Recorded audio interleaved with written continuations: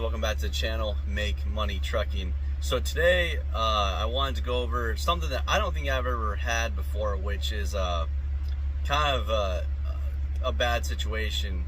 So my 2011 Freightliner Coronado, the blue one that you guys know I'm currently sitting in it right now to make this video, has cost me probably the most amount of money that I remember in recent history, being for like expenses on a truck in like a 6-month period.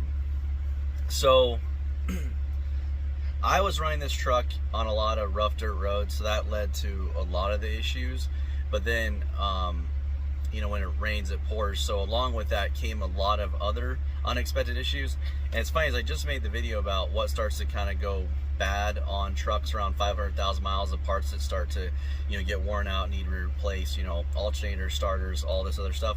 And I'd already done a lot of this stuff on this truck prior, and I'm just gonna go over like one of my worst 6 months as far as the cost of repairs on one of my trucks that wasn't like a serious breakdown or like overhaul or transmission that needed to be done. This is just from like just general wear and tear, just one thing after another.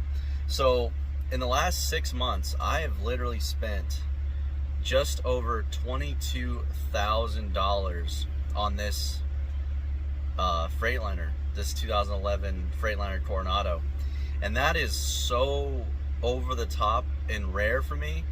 Usually I might spend $22,000 in 2 full years, and that's going above and beyond and getting a little experimental with like doing certain things here or there to the truck. You know, maybe like I throw on new tires, and if I do one set of brakes, I'll just do them all, or you know, things like that. And I usually don't include tires because that's, you know, a expendable item that always wears out, so you're always gonna have to replace tires. And I usually don't include brakes either, but I did in this example because, well, the roads I was running on were causing a lot of excessive wear on my tires and on my brakes. And when I did the brakes on this truck, I also did the drums. So that's usually, drums don't usually have to be done every single time, so I did the brakes and the drums together, so that's why I'm including it. So I was gonna go down the list, kind of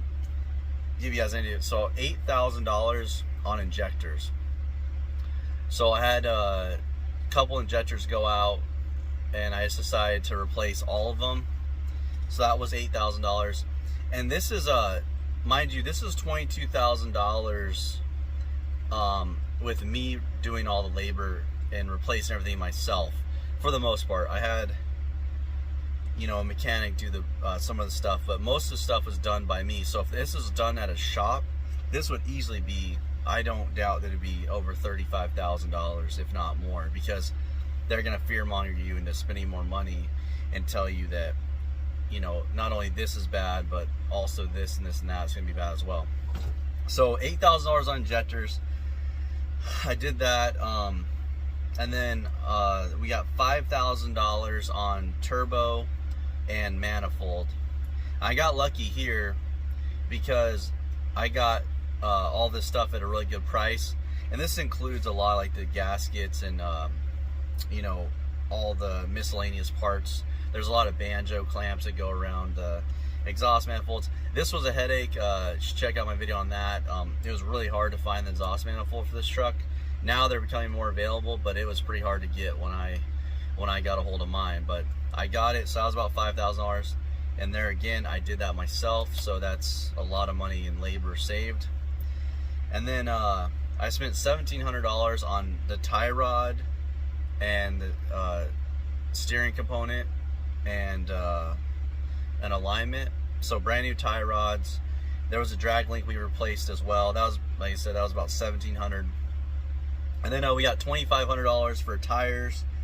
Like I said, usually don't include this, but it was the rough dirt roads that kind of wore down and kind of destroyed one of my tires. And then we got $2,000 for brakes. This on the drives. This was for brakes and drums. That's why I'm including it, because I actually did the drums as well. I didn't do that. That was a mechanic did that for me. And then we got $1,000 in wiring, lights and shorts. We had some shorts and some stuff that needed to be fixed, so I had my mechanic also kind of button up a lot of the wiring. You know, he was doing some other jobs, so I just had him handle that while we were at it. And then this most recently, this is like in the last week or two, $450 for a power steering pump, and then $1,200 for a power steering gearbox. So my gearbox started to fail, and it actually ended up taking out my pump, overheating all my fluid. It was crazy.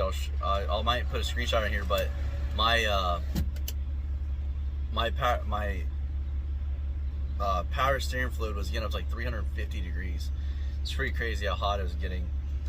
And then we've got $200 in hoses, fittings, etc. You know, for all these jobs, there's always a lot of miscellaneous stuff. So that's just over $22,000.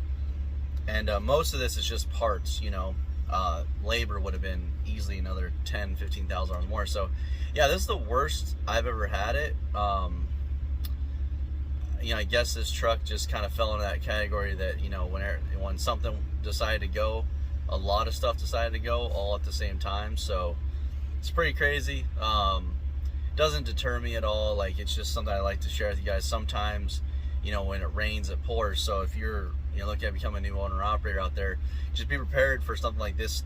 You know, if I was a new owner operator and I bought this truck, I'd be looking at this much money. And if, say I just bought it 6 months ago, and I've put additional probably $5,000 into this truck, but prior to this stuff, just from like starter, alternator, air compressor, and just like kind of miscellaneous, you know, just run-of-the-mill stuff like that needs to be done. You know, headlights, stuff of that nature. So just be prepared out there. You know, I kind of like to share real world kind of repairs and maintenance with you guys. And this does not include services or oil changes, which, you know, you can add maybe $1,000 to that.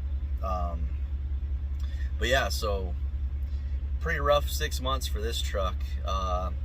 But heck, I mean, I keep joking around that it's gonna be fully rebuilt by the time I'm done with it. So it's got 530,000 miles on it, so not too crazy high mileage, but it's right in line with kind of the video describing what typically starts to go out around 500,000 miles.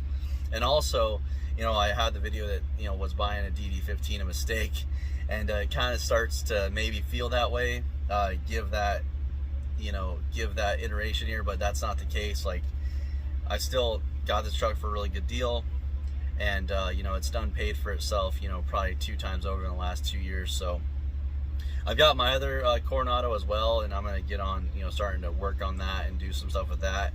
And then yeah, I might start driving that truck and then just leave this truck alone. But all right, guys, hopefully this helps you. Hopefully you don't find yourself in this situation, but this is why, you know, I talk about having, you know, $20,000 saved up in your bank for like this type of situation.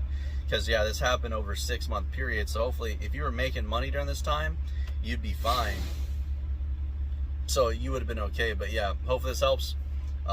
Pretty crazy how things can, you know, kind of snowball, and just one after another things start going out. So but anyways, I'll see you guys on the next one.